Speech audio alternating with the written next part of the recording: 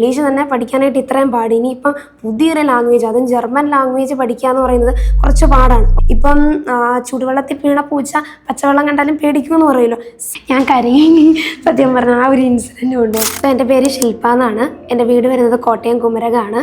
So by professionally ഞാനൊരു നേഴ്സാണ്. ഞാൻ എൻ്റെ നേഴ്സിംഗ് ഡിഗ്രി കംപ്ലീറ്റ് ചെയ്തത് 2021 ആണ്. ഓക്കെ, ആക്ച്വലി ഞാൻ ഈ പ്രൊഫഷൻ സെലക്ട് ചെയ്തത് എന്താണെന്ന് ചോദിച്ചു കഴിഞ്ഞാൽ, ഓക്കെ, എനിക്കൊരു എൻ്റെ ചൈൽഡ്ഹുഡ് മുതൽ തന്നെ മറ്റുള്ള ആളുകളെ ഒന്ന് സഹായിക്കണം, അങ്ങനെയൊക്കെ ഭയങ്കര ഒരു പാഷൻ ഉണ്ടായിരുന്നു.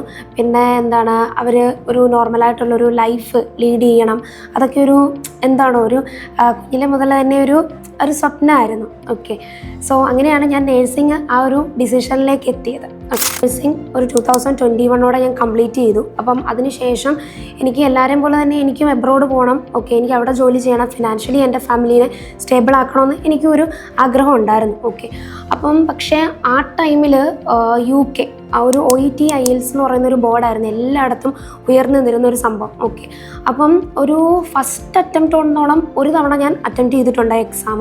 പക്ഷേ എനിക്ക് അതിൽ ഒരു മൊഡ്യൂള് എനിക്ക് 1 മാർക്കിനാണ് ഞാൻ ആ ടൈമിൽ ഫെയിലായിപ്പോയത്. ഓക്കെ, അപ്പം ഞാൻ എൻ്റെ ഫാമിലിയിൽ ഒന്നുകൂടെ എഴുതട്ടെ എന്ന് ചോദിക്കാനുള്ളൊരു ഓപ്പർച്യൂണിറ്റി ഒന്നും എനിക്കില്ലായിരുന്നു. കാരണം ആ ടൈമിൽ ഞാൻ പറഞ്ഞു ഓൾറെഡി നമ്മൾ ഫിനാൻഷ്യലി ഒരു ബാക്ക്വേർഡായിട്ട് നിൽക്കുമായിരുന്നു. അപ്പം എന്നാലും ആഗ്രഹമുണ്ട് എബ്രോഡ് പോകണമെന്നുള്ളത്. പക്ഷെ എന്നാലും ഞാനതെൻ്റെ ആഗ്രഹം ഉള്ളിൽ ഒതുക്കിയിട്ട് പിന്നെ എന്ത് ചെയ്തു, നമ്മുടെ നാട്ടിൽ തന്നെ ഞാൻ പഠിച്ച ഹോസ്പിറ്റലിൽ തന്നെ ഞാൻ ജോലിക്ക് കയറി. ഓക്കെ, അവിടെ ഒരു 1 ഇയറോളം ഞാൻ ജോലി ഇങ്ങനെ കണ്ടിന്യൂ ചെയ്തു. അപ്പം അതിനു മുമ്പ് എനിക്ക് ജർമ്മനിയിൽ ഇങ്ങനെ ഓപ്പർച്യൂണിറ്റീസ് ഉണ്ട് എന്ന് കേട്ടിട്ടുണ്ട്. ഞാൻ പഠിക്കുന്ന ടൈമിലും ആ ടൈമിലാണൊരു ജർമ്മൻ ആ ഒരു കൺട്രി ഇത്രയും പോപ്പുലറായിട്ട് വരാനായിട്ട് തുടങ്ങിയത്. അപ്പം ഞാനും ആ ടൈമിൽ ഇങ്ങനെ നോർക്ക റൂട്ട്സ്, ട്രിപ്പിൾ വിന്ന് അങ്ങനെയൊക്കെ പ്രോഗ്രാംസ് വരുമ്പം ഞാൻ എൻ്റെ ഫ്രണ്ട്സിനോട് പറഞ്ഞിട്ടുണ്ട്. ഓക്കെ, ഇങ്ങനെ ഞങ്ങൾ ഗോസിപ്പുകൾ ഇങ്ങനെ പറയുന്ന കൂട്ടത്തിൽ പറഞ്ഞിട്ടുണ്ട്, ലൈക്ക് ഇംഗ്ലീഷ് തന്നെ പഠിക്കാനായിട്ട് ഇത്രയും പാട്, ഇനിയിപ്പം പുതിയൊരു ലാംഗ്വേജ്, അതും ജർമ്മൻ ലാംഗ്വേജ് പഠിക്കുക എന്ന് പറയുന്നത് കുറച്ച് പാടാണ്. ഓക്കെ, അങ്ങനെയൊക്കെ ഞങ്ങൾ ഒന്ന് ശ്രദ്ധിക്കാതെ പോയൊരു ഏരിയ ആയിരുന്നു ജർമ്മൻ ലാംഗ്വേജ് എന്ന് പറയുന്നത്. അത് കഴിഞ്ഞിട്ട് ഒരു 1 ഇയറോളം ജോലി ചെയ്തു. അപ്പം ആ ടൈമിൽ ഇപ്പം നമ്മുടെ നാട്ടിലത്തെ അവസ്ഥ നേഴ്സസിൻ്റെ പ്രത്യേകിച്ച് പറയേണ്ട ഒരു ആവശ്യകതയില്ല. ലൈക്ക് ഇപ്പം നമ്മൾ ഒരു കേരളത്തിൽ പഠിക്കുവാണെങ്കിൽ ഒരു 8 തൊട്ട് 10 ലക്ഷം രൂപ മുടക്കിയിട്ടാണ് നമ്മൾ പഠിക്കുന്നത്. പക്ഷേ എന്നാലും നമ്മുടെ ഒരു മന്ത് ഇൻകം എന്ന് പറയുന്നത് ഒരു സ്റ്റാർട്ടറെ സംബന്ധിച്ചിടത്തോളം ഒരു 15K, ഇനി ഒരു എക്സ്പീരിയൻസ്ഡ് ആണെങ്കിൽ പോലും ഒരു 28. പിന്നെ നമ്മൾ ഡബിൾ ഡ്യൂട്ടി ഒക്കെ ചെയ്താലായിരിക്കും നമുക്കൊരു 40 അല്ലെങ്കിൽ ഒരു 35 വരെ ഒന്ന് കൂടി വന്നാൽ എത്തിക്കാനായിട്ട് പറ്റും. അപ്പം ആ ടൈമിലാണ് എനിക്ക് തോന്നിയത് ഒരു ബ്രേക്ക് എടുക്കണം. കാര്യം വെച്ച് കഴിഞ്ഞാൽ നമ്മളിപ്പോൾ ഇങ്ങനെ തന്നെ കണ്ടിന്യൂസ് പോയിട്ട് ഒരു കാര്യവുമില്ല. ഓക്കെ, നമ്മുടെ ഫാമിലീനെ നമ്മൾ ഇച്ചിരി മുമ്പോട്ട് കൊണ്ടുവരണമെങ്കിൽ എന്ത് ചെയ്യണം, അതിന് നമ്മൾ കുറച്ചൊന്ന് സ്ട്രഗിൾ ചെയ്യണം. ഓക്കെ, ലാംഗ്വേജ് പഠിക്കണം എന്ന് ആ ഒരു മൊമെൻറ്റിലാണ് എനിക്ക് തോന്നിയത്. ആ ഒരു മൊമെൻറ്റിലാണ് ഞാൻ ഈ ഒരു ജർമ്മൻ എന്ന ഡിസിഷനിലേക്കൊന്ന് എത്തിപ്പെട്ടത് തന്നെ. സോ 2024 ഡിസംബറിൽ ഈ ടൈമിൽ സത്യം പറഞ്ഞാൽ എനിക്കറിയില്ലായിരുന്നു, ലൈക്ക് എൻ്റെ ആ ഒരു ഫ്യൂച്ചർ എങ്ങോട്ടാണെന്ന് എനിക്ക് ഒട്ടും അറിയില്ല. ഇപ്പം ഞങ്ങളുടെ വീട്ടിലാണെങ്കിൽ എന്നും ശരിക്കും പറഞ്ഞു കഴിഞ്ഞാൽ ഞാൻ പറഞ്ഞു ഫിനാൻഷ്യലി ഒരു ഇച്ചിരി ഡിഫിക്കൽട്ടി ഉള്ളത് കൊണ്ട് തന്നെ ഇപ്പം അച്ഛനും അമ്മയ്ക്കും നമ്മളാണ് ഏക പ്രതീക്ഷയുള്ളത്. അപ്പം എനിക്കറിയില്ല എൻ്റെ ഈ ഫ്യൂച്ചറിന് എങ്ങോട്ടാണ്. അപ്പം അച്ഛനും അമ്മയും എന്നും സത്യം പറഞ്ഞാൽ സങ്കടത്തോടെ ഇരിക്കുന്നതാണ് കാണുന്നത്. ആക്ച്വലി നമ്മൾ പ്രോസസ്സിങ്ങിലാണ്. പക്ഷേ എന്നിരുന്നാലും ഇത്രയും ലാഗ് വരുമ്പം എല്ലാവരും ചോദിക്കുന്ന പോലെ തന്നെ അവർക്കും ഏറെക്കുറെ സങ്കടമാവും. ഓക്കെ, പക്ഷേ അത് വെച്ച് നോക്കുമ്പോൾ ഞാൻ ഈ ഒരു മൊമെൻറ്റിൽ ഇപ്പോൾ ഈ 2025 ഞാൻ ഭയങ്കര ഹാപ്പിയാണ്. ഈ ഒരു സ്റ്റാർട്ടിങ്ങിൽ തന്നെ ലാൻഡ്സ്റ്റിറ്റ്യൂട്ടിൽ എത്തിയപ്പോഴത്തേക്ക് എനിക്കൊരു പ്രതീക്ഷ ഉണ്ടായിരുന്നു. അതായത് ലൈക്ക് എനിക്ക് ഇവിടുന്ന് ഇനി എന്തെങ്കിലും എൻ്റെ ലൈഫ് ഒന്ന് എനിക്ക് ശരിയാക്കി എടുക്കാൻ പറ്റുമെന്നൊരു ശരിക്കും എനിക്കൊരു പ്രതീക്ഷ ഉണ്ടായിരുന്നു. ലൈക്ക് അതുപോലെ തന്നെ ഇപ്പോൾ ഈ ഒരു മൊമെൻറ്റിൽ എനിക്ക് പറയാനായിട്ടുള്ളത് ശരിക്കും പ്രോസസ്സിംഗ് ഒക്കെ ഏകദേശം കംപ്ലീറ്റഡ് ആയി. ലൈക്ക് ഇനിയിപ്പം എൻ്റെ ഒരു വിസയ്ക്ക് വേണ്ടിയുള്ള ഒരു വെയിറ്റിങ്ങിലാണ് ഞാൻ. അത് മോസ്റ്റ് പ്രോബബ്ലി ഈ ഒരു വീക്ക് കൊണ്ട് എനിക്ക് റിസീവ് ചെയ്യുമെന്നാണ് ഞാൻ എക്സ്പെക്റ്റ് ചെയ്യുന്നത്. സോ ഇനിയും അതിന് ശേഷമുള്ള ആ ഒരു പ്രോസസ്സിങ് മൈഗ്രേറ്റ് ചെയ്യാനായിട്ടുള്ള ഒരു വെയിറ്റിംഗ് പീരീഡാണ് ടോട്ടലി ഇപ്പം. അപ്പം അവരെന്താണോ പറയുന്നത് ശരിക്കും പറഞ്ഞാൽ അതാണ് നമുക്ക് ട്രസ്റ്റ്വർത്തി ആയിട്ടുള്ള വേർഡ്സ് എന്ന് പറയുന്നത്. അപ്പം അവർ പറയുന്നത് ലൈക്ക് നമുക്കൊരു ഒരു B1 ഒക്കെ ആയിരിക്കുമ്പോൾ തന്നെ നമുക്ക് ഇൻ്റർവ്യൂ ഒക്കെ പെട്ടെന്ന് വാങ്ങിച്ചു തരാം. ഓക്കെ, അപ്പം നമ്മൾ വിചാരിച്ചു ഓക്കെ ശരിയാണ്, അവർ ഭയങ്കര കാരണം അവരുടെ ആ ഒരു വേർഡ്സ് എന്ന് പറയുന്നത് അത്രയും നമ്മൾ വിശ്വസിച്ച് പോകും. അതായത് മോഹന വാഗ്ദാനങ്ങൾ എന്നൊക്കെ പറയില്ലേ, ലൈക്ക് അതുപോലെ തന്നെ നമ്മളതിനകത്ത് ശരിക്കും പറഞ്ഞാൽ വീണ് പോകും. ഓക്കെ, അപ്പം അങ്ങനെ നമ്മൾ സ്റ്റാർട്ട് ചെയ്തു. ഓക്കെ, നമ്മൾ ഒരു ദിവസം പോലും പഠിക്കാതെ ഒന്നും ഇരിക്കുന്നില്ല. ശരിക്കും പറഞ്ഞാൽ ഇതേ നമ്മുടെ മുമ്പിലൊരു പ്രതീക്ഷയുള്ളൂ. അപ്പം നമ്മൾ ഓരോ ദിവസവും നമുക്ക് ചെയ്യാനുള്ള ഹാർഡ് വർക്കും കാര്യങ്ങളും ഒക്കെ ചെയ്യുന്നുണ്ട്. അപ്പോൾ അങ്ങനെ B1 എക്സാം ഒക്കെ കഴിഞ്ഞു. ഓക്കെ, അപ്പം B1 ആണല്ലോ നോർമലി ഒരു ഇതെന്ന് പറയുന്നത്. ലൈക്ക് ഒരു ആദ്യത്തെ നമ്മുടെ ഫസ്റ്റ് സ്റ്റെപ്പ് ഓഫ് പ്രോസസ്സിംഗ് എന്ന് പറയുന്നത് നമ്മുടെ B1 ആണ്. പിന്നെ നമുക്ക് B2 ഇമ്പോർട്ടൻ്റ് ആണ്. അപ്പം B1 ഒക്കെ ആയി. ഇതുപോലെ സാർ ഇനി എന്താണ് പ്രോസസ്സിങ്, നമ്മളതൊക്കെ നമ്മുടെ ഏജൻസിയിൽ ചോദിച്ചു. അപ്പം അതിന് വേണ്ട ഇപ്പം ചെയ്യാം, ഓക്കെ ഇന്ന് ചെയ്യാമെന്നൊക്കെ പറഞ്ഞു. ഏറ്റവും ഈ ഒരു ഇൻസ്റ്റിറ്റ്യൂട്ടിൻ്റെ ഒരു പ്രത്യേകത എന്ന് പറയുന്നത്, പേരൊന്നും ഞാൻ മെൻഷൻ ചെയ്യണില്ല, ഏറ്റവും വലിയൊരു പ്രത്യേകത എന്ന് പറയുന്നത് നമ്മൾ അങ്ങോട്ട് കൊടുക്കണം ഇത്ര എമൗണ്ട് നമ്മുടെ പ്രോസസ്സിങ് ചെയ്യുന്നതിനായിട്ട്. പക്ഷേ ഞാൻ പറഞ്ഞു എനിക്കറിയില്ല ഈ ഒരു നഴ്സസിൻ്റെ പ്രോസസ്സിങ്ങും കാര്യങ്ങളും എങ്ങനെയാണെന്നൊന്നും നമുക്കറിയത്തില്ല. അപ്പോൾ ഇന്നാണ് എനിക്ക് ഇതിലേക്ക് കൂടുതലും ഇങ്ങനെ ഒരു മോശപ്പെട്ട അനുഭവം ഉണ്ടാകുമ്പോഴാണ് നമുക്ക് മനസ്സിലാകുന്നത് ഇങ്ങനെയാണ് ശരിക്കും ഫ്രീ ഓഫ് കോസ്റ്റിലാണ് എല്ലാ ഏജൻസീസും തന്നെ കൊണ്ടുപോകുന്നതെന്നൊക്കെ.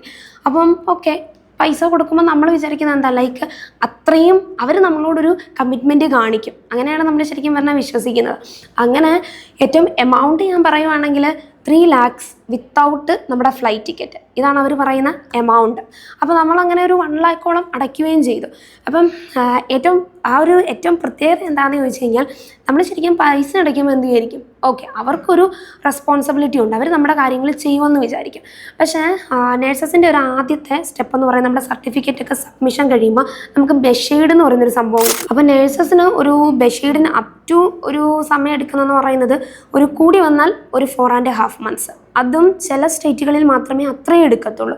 അപ്പം നമ്മൾ ഈ ബെഷീഡിനുള്ള പേപ്പർ സബ്മിഷന് വേണ്ടിയുള്ളതെല്ലാം സൈനൊക്കെ ചെയ്തു കൊടുത്തു. അപ്പം എന്നാലും ഒരു പാറ്റേൺ അവിടുത്തെ ഞാൻ മനസ്സിലാക്കിയത് കാര്യം എന്ന് പറഞ്ഞാൽ, നമ്മൾ ചോദിക്കണം സാറേ അത് അയച്ചോ, ഓക്കെ അപ്പോഴത്തേക്ക് പറയും ഇല്ല അയച്ചില്ല, ഇനി 2 ദിവസം എടുക്കും. ഓക്കെ ഫൈൻ, എന്നാലും നമ്മളൊരു ഇച്ചിരി താഴ്മയോടെയാണല്ലോ ഇപ്പോൾ നമ്മുടെ ഒരു പ്രോസസ്സിങ് ചെയ്യുന്നിടത്ത് നമ്മൾ നിൽക്കുന്നത്. അപ്പോഴത്തേക്ക് വീണ്ടും ഒരാഴ്ച കഴിഞ്ഞിട്ട് ചോദിക്കും സാറേ അയച്ചോ, ഓക്കെ അപ്പോഴും അയച്ചു കാണില്ല. അങ്ങനെ ഇങ്ങനെ പറഞ്ഞു കഴിഞ്ഞിട്ട് ഇതിപ്പം സൈൻ ചെയ്തതും കഴിഞ്ഞ് ചിലപ്പോൾ ഒരു 2 ആഴ്ച കഴിഞ്ഞിട്ടായിരിക്കും പുള്ളി ഇത് അയക്കുന്നത്. അപ്പോൾ ഇതിൻ്റെ യൂഷ്വലി ബഷീഡിൻ്റെ ആ ഒരു പേപ്പറിൻ്റെ ഒരു വർക്ക് എന്ന് പറയുന്നത് 4 month ആണ്. അപ്പം അവരുടെയും പ്രോമിസിങ് വേർഡ്സിനകത്ത് ലൈക്ക് ഒരു 4 months എന്നായിരുന്നു പറഞ്ഞിരുന്നത്. അപ്പം ഇത് ഒരു 3.5 months ആയപ്പോൾ തന്നെ നമ്മൾ ചോദിക്കുന്നുണ്ട് ലൈക്ക് സാർ എന്തായി അപ്ഡേഷൻസ്, എന്തെങ്കിലും ആയോ? കാരണം ഇതിൻ്റെ ഇടയ്ക്ക് എന്തെങ്കിലുമൊക്കെ പേപ്പേഴ്സ് മിസ്സിങ് ആണെന്നുണ്ടെങ്കിലുണ്ടല്ലോ നമ്മുടെ ആ സ്റ്റേറ്റ് ഗവൺമെൻറ് തന്നെ നമ്മൾക്ക് മെയിൽ അയക്കും, ലൈക്ക് ഇന്ന അതാണ് ബഷീഡ് എന്ന് പറയുന്ന പ്രോസസ്സ് തന്നെ. എന്തൊക്കെ കാര്യങ്ങൾ ഉണ്ട് അതിനകത്തെല്ലാം കറക്റ്റ് ആണോ, നമ്മുടെ അവേഴ്സ് എല്ലാം കാൽക്കുലേറ്റ് ചെയ്യുന്ന ഒരു പ്രോസസ്സാണ്.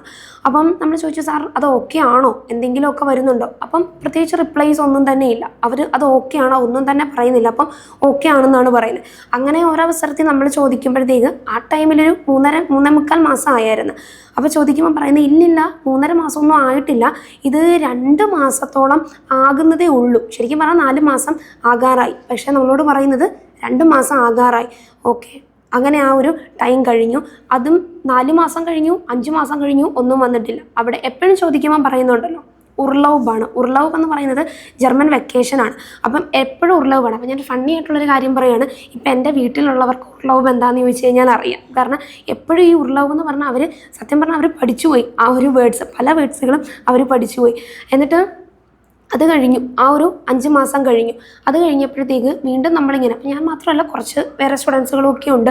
അപ്പോൾ നമ്മൾ വീണ്ടും എൻക്വയറി ചെയ്യുമ്പം അങ്ങനെ ഒരു ദിവസം പറഞ്ഞു ഓക്കെ അത് ഇൻവാലിഡ് ആയിപ്പോയി, നമുക്കിനി ഒരു ബഷീഡും കൂടെ അയക്കണം. ഓക്കെ അപ്പോൾ നമ്മൾ ആ ഒരു 5 മാസം കഴിഞ്ഞപ്പം ഇനി പുതിയൊരു ബഷീഡ്, അതായത് മീൻസ് എന്തായിരിക്കും ഇനി പുതിയൊരു പ്രോസസ്സിങ് സ്റ്റാർട്ടിങ്. അപ്പം നമ്മുടെ ആ 5 മാസം അവിടെ വേസ്റ്റായിപ്പോയി. ഓക്കെ ശരിക്കും പറഞ്ഞാൽ പിന്നെയും നമ്മൾ വിചാരിച്ചു ഓക്കെ ഇനിയെങ്കിലും ശ്രദ്ധിക്കുമായിരിക്കും. ഓക്കെ അപ്പോഴും നമ്മൾ വീണ്ടും എന്ത് ചെയ്തു, അടുത്ത പ്രോസസ്സിങ്ങിന് വേണ്ടി ഒരു 3 മാസത്തോളം വീണ്ടും വെയിറ്റ് ചെയ്തു. ഓക്കെ അതും ശരിക്കും പറഞ്ഞാൽ ഒരു ഇതേപടി ലാഗായപ്പം. ഓക്കെ ഇപ്പം ചുടുവെള്ളത്തിൽ വീണ പൂച്ച പച്ചവെള്ളം കണ്ടാലും പേടിക്കുമെന്ന് പറയുമല്ലോ, സെയിം അതേ മോഡലിൽ ഒരു ലാഗ് വരാൻ തുടങ്ങിയപ്പം എൻ്റെ വീട്ടുകാർ തന്നെ അച്ഛനും അമ്മയും ഒക്കെ പറഞ്ഞു ഓക്കെ ഇത് വീണ്ടും പഴയപടി തന്നെയാണ്, നമുക്ക് എന്ത് ചെയ്യാം ഒന്ന് മാറ്റി ചിന്തിക്കാം. ഓക്കെ അപ്പം അങ്ങനെയാണ് എൻ്റെ ഫ്രണ്ട് ത്രൂ ലാൻസ്റ്റിറ്റ്യൂട്ട് ഞാൻ അറിയുന്നത്. ലാൻസ്റ്റിറ്റ്യൂട്ടിനെ ഞാൻ കോണ്ടാക്ട് ചെയ്തു. ഞങ്ങൾ ആദ്യം ശരിക്കും പറഞ്ഞാൽ ഒരു 4 പേരായിരുന്നു ആദ്യം ഉണ്ടായിരുന്നത്. പിന്നെ അത് കഴിഞ്ഞിട്ട്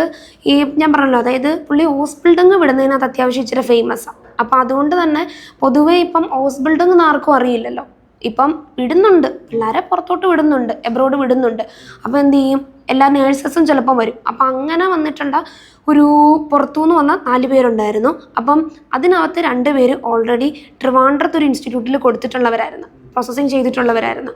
അപ്പം അവർ ഓൾറെഡി ഇങ്ങനെ ഒരു എക്സ്പീരിയൻസ് ഇവർക്കുള്ളത് കൊണ്ട് ഈ ആദ്യത്തെ, അതായത് ഞാൻ ഈ 2ാമത്തെ ബഷീർ പറഞ്ഞില്ല, ആ ടൈമിലാണ് ഇവർ ജോയിൻ ആകുന്നത്. അപ്പോൾ ഇവർക്ക് ഈ നാഗ് കണ്ടപ്പോൾ ഇവർക്ക് ഇവരുടെ പഴയ ഇൻസ്റ്റിറ്റ്യൂട്ട് ശരിക്കും പറഞ്ഞാൽ ഓർമ്മ വന്നു. അപ്പോൾ ഇവരെന്ത് ചെയ്തു, പകുതി കണ്ട് വേറെ ഇൻസ്റ്റിറ്റ്യൂട്ടിൽ കൊടുത്തു. അവർ വേറെ 3ാമത്തെ ഇൻസ്റ്റിറ്റ്യൂട്ടിൽ അവർ കൊടുത്തു. ഏപ്രിൽ ഒരു പകുതി ആയപ്പോൾ തന്നെ എനിക്ക് എംപ്ലോയർ സ്ക്രീനിങ് കിട്ടി. VFS അപ്പോയിൻമെൻറ്റിൽ പോലും എനിക്കൊരു CV-യിൽ വന്നൊരു കുറവ്. അപ്പം ആ ഓൺ ദ സ്പോട്ടിൽ അവരും വെയിറ്റ് ചെയ്യുവാണ്, ശില്പ ഇറങ്ങിക്കഴിഞ്ഞിട്ട് ഇനി എന്താണ് പറയാൻ പോകുന്നത്, ഓക്കെ ആൾക്ക് ഓക്കെ ആയിരുന്നോ, അവിടെ എന്തെങ്കിലും ഡിഫിക്കൽട്ടി ഉണ്ടോ എന്നൊക്കെ അവരും വെയിറ്റ് ചെയ്തിരിക്കുവാണ്.